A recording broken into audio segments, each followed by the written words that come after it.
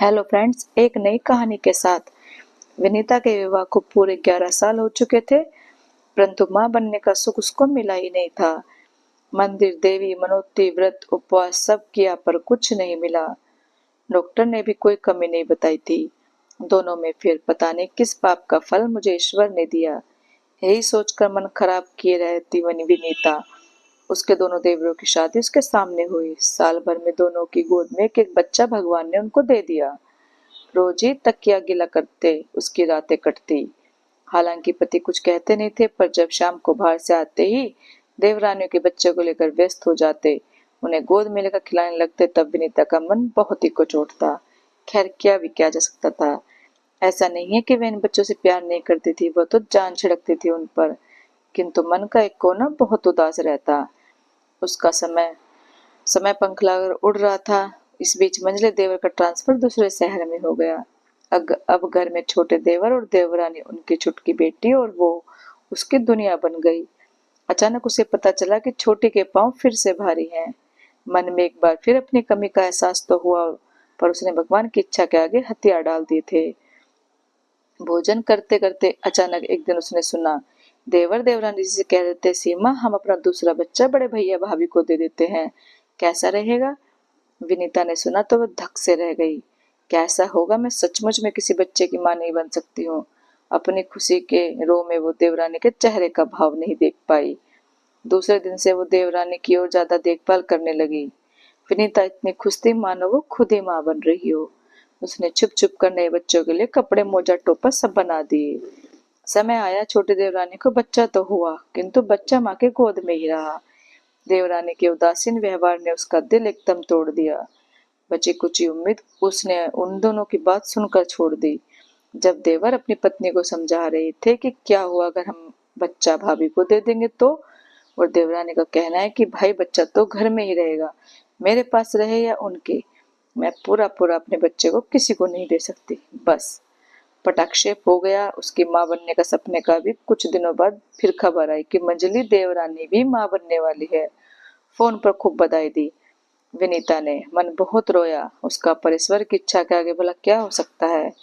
एक रात खबर आई, मंजली के बेटा हुआ है। दरअसल मंजली देवरानी को इस बार कुछ कॉम्प्लिकेशन होने के कारण डॉक्टर ने ट्रेवल करने से मना कर दिया था, तो वो उन लोगों के ने वही शहर में ही डिलीवरी करवाने का फैसला कर लिया। रात फोन पर देवर ने कहा, भाभी आप सबको लेकर आ जाइए, अगले हफ्ते फंक्शन रख रहे हैं बच्चे का। मन ही मन रोते रोते उसने यात्रा पूरी की। छोटे देवर, उसके दोनों बच्चे, पति, सास सब थे साथ में। बस वो किसी के साथ नहीं थी। मेरा जीवन तो निरर्थक हो गया। भगवान, तुमने मेरी कभी नहीं सुनी। हर गुजरते मंदिर के आगे से वो ऐसे बुदबुदाती। शाम तक वो सबके साथ मंझले के घर पर पहुंच चुकी थी।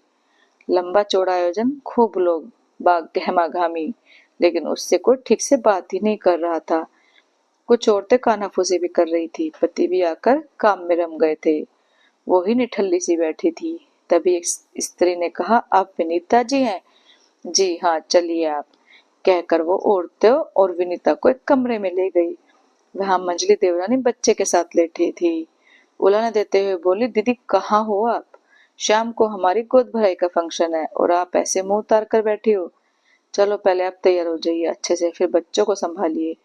और वहां से विनीता तैयार होने लगी तो साथ आई महिला ने कहा, आज चलिए मैं आपको तैयार कर देती हूँ। विनीता को बाद में पता चला कि वो ब्यूटिशियन है।